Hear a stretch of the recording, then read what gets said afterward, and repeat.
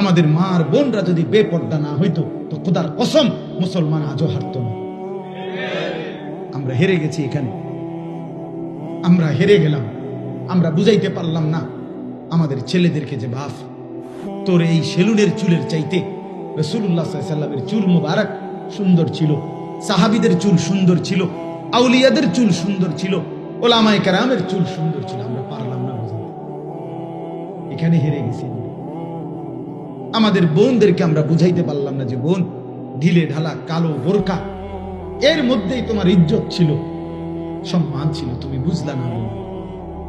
তুমি রাস্তার পুরুষকে, বখাটে যারা দাঁড়াইয়া পেশাব করে অথবা বইয়া পেশাব করলেও পানি নেয় না, এই অসৎ, এই নিকৃষ্ট রুচির মানুষগুলো তোমারে রাক্ষসের মতো করে দেখবে, তোমার রূপ, তোমার যৌবন, এই জন্য তুমি বেপর্দা হাঁটছ।